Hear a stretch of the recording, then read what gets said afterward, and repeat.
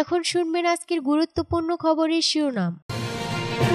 গাজার উদ্দেশ্যে ত্রাণ নিয়ে যাত্রা করা জাহাজে বোমা হামলা। যুক্তরাষ্ট্রকে ফের হুঁশিয়ারি দিল ইরান। ইসরায়েলি বিমান ঘাঁটিতে হুতির হামলা বাজল, সাইরেন ফ্লাইট বাতিল। পাকিস্তান নিয়ন্ত্রিত কাশ্মীরের বাসিন্দাদের খাদ্য মজুদের নির্দেশ। মিয়ানমারে জান্তার 243 হামলা, নিহত 2 শতাধিক।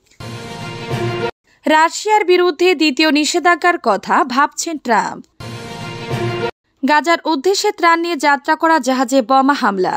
মানবিক সহায়তা নিয়ে ফিলিস্তিনের গাজায় অভিমুখে থাকা একটি জাহাজে ড্রোন দিয়ে বোমা হামলা চালানো হয়েছে। মাল্টা উপকূলে আন্তর্জাতিক জলসীমায় এই হামলায় জাহাজটি বিকল হয়ে গেছে।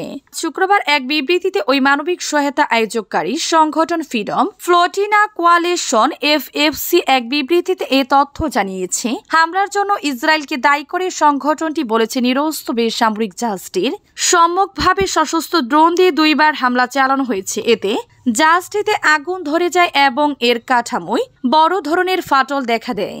তবে এ বিষয়ে এখনো ইসরায়েল কোনো মন্তব্য করেনি। ত্রাণবাহী জাহাজটি বর্তমানে মাল্টা উপকূল থেকে 14 নেটিক্যাল মাইল 25 কিলোমিটার দূরে অবস্থান করছে। জাহাজে গাজাবাসীর জন্য মানবিক সহায়তার পাশাপাশি অধিকার কর্মীরা ছিলেন। তারা জানিয়েছেন, শুক্রবার ভোরে জাহাজের জেনারেটর লক্ষ্য করে হামলা চালানো হয়। এতে সেটি বিদ্যুৎহীন হয়ে পড়ে এবং ডুবে যাওয়ার ঝুঁকি তৈরি হয়। সামাজিক যোগাযোগ মাধ্যমে ফ্রিডম ফ্লোটিনা কোয়ালিশনের পোস্ট করা ছবি ও ভিডিওতে দেখা গেছে জাহাজের উপর আগুন জ্বলছে ও বিস্ফোরণ ঘটছে। জাহাজে 12 জন নাবিক ও 4 জন বেসামরিক নাগরিক ছিলেন। জানিয়ে মাল্টা সরকারের এক বিবৃতিতে বলা হয়, তারা সবাই সুস্থ আছেন। জাহাজটিকে সহায়তা করতে কাছাকাছি থাকা একটি টাগ বোটকে নির্দেশ দেওয়া হয়েছে বলে মাল্টা সরকারের ওই বিবৃতিতে উল্লেখ করা হয়েছে। অন্যদিকে ফ্রিডম ফ্লোটিনা কোয়ালিশন জানিয়েছে, 21টি দেশের অধিকার কর্মীরা জাহাজটিতে ছিলেন। ইসরায়েলের বেআইনিভাবে গাজা অবরোধ করে সেখানে হত্যাযজ্ঞ চালানোর প্রতিবাদ এবং গাজাবাসীর জীবন রক্ষার জন্য অন্তত প্রয়োজনীয় সহায়তা পৌঁছে দেওয়ার লক্ষ্য নিয়ে তারা যাত্রা করেছিলেন। যুক্তরাষ্ট্রকে ফের হুঁশিয়ারি দিল ইরান।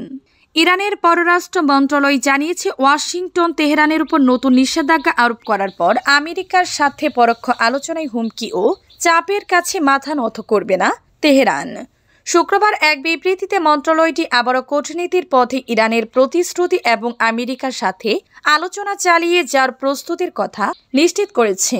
এতে বলা হয়, ইসলামী প্রজাতন্ত্র ইরান কোনো অবস্থাতেই জাতিসংঘের সনদ এবং আন্তর্জাতিক আইনের নীতি লঙ্ঘন করে এবং হুমকি ও চাপের পন্থা সহ্য করবে না। ইরানের জাতীয় স্বার্থের ক্ষতি করা এবং ইরানের জনগণের মানবাধিকার লঙ্ঘনের জন্য এই ধরনের পন্থা তৈরি করা হয়েছে। এতে বলা হয়, ইসলামী প্রজাতন্ত্র ইরান কোনো অবস্থাতে জাতিসংঘের সনদ এবং আন্তর্জাতিক আইনি নীতি লঙ্ঘন করে এমন হুমকি ও চাপের পন্থা সহ্য করবে না।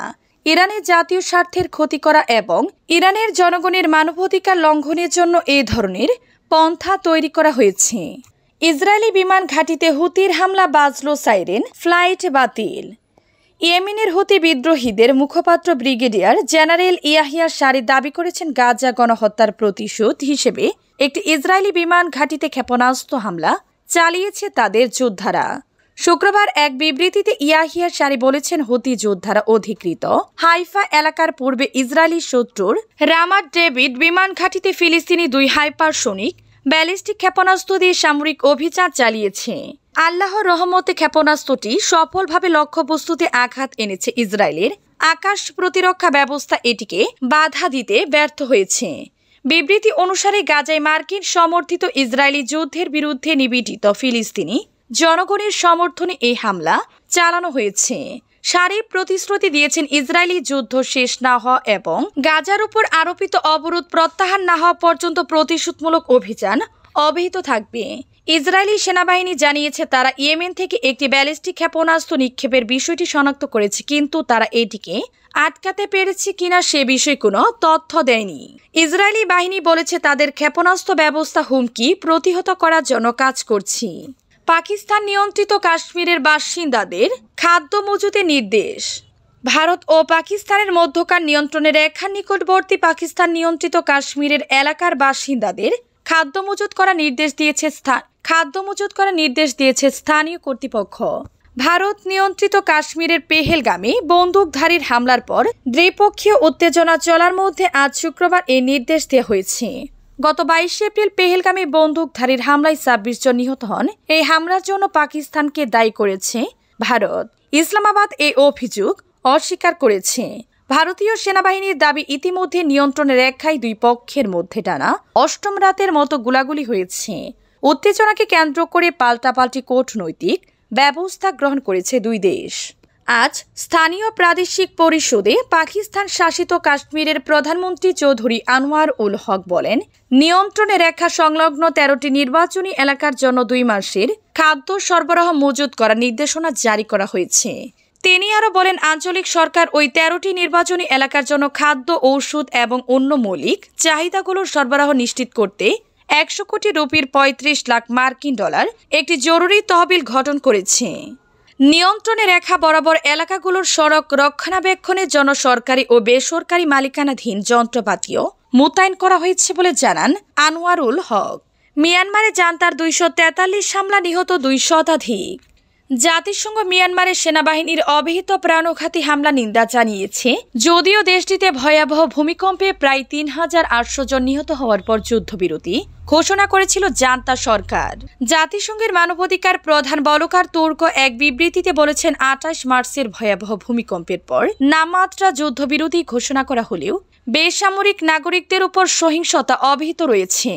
মিয়ানমার ব্যাপী প্রকৃত ও স্থায়ী যুদ্ধবিরতি ও বেসামরিক শাসনে ফিরে আসার প্রতিশ্রুতিবদ্ধ হওয়ার এবং বাস্তবায়নের প্রয়োজনীয়তার উপর জোর দেয় জাতিসংঘ। 2021 সাল মিন অং হাইং এর সেনাবাহিনী অং সান সুচির বেসামরিক সরকারের কাছ থেকে ক্ষমতা কেড়ে নেয়। তখন থেকে মিয়ানমার বহুমুখী সংঘাতে জড়িয়ে পড়েছে।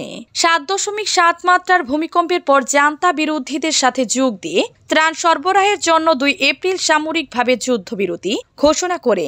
তবে তুর্ক বলেছেন, ভূমিকম্পের পর থেকে এবং 29 এপ্রিল পর্যন্ত সেনাবাহিনী কমপক্ষে 243টি আক্রমণ চালিয়েছে, যার মধ্যে 171টি বিমান হামলা। এতে 200 জনেরও বেশি বেসামরিক নাগরিক নিহত হয়েছে।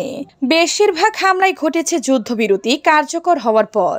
রাশিয়ার বিরুদ্ধে দ্বিতীয় নিষেধাজ্ঞার কথা ভাবছেন ট্রাম্প। রাশিয়ার বিরুদ্ধে দ্বিতীয় নিষেধাজ্ঞা আরোপের মতো বিষয়গুলো নিয়ে চিন্তা করছেন মার্কিন প্রেসিডেন্ট ডোনাল্ড ট্রাম্প।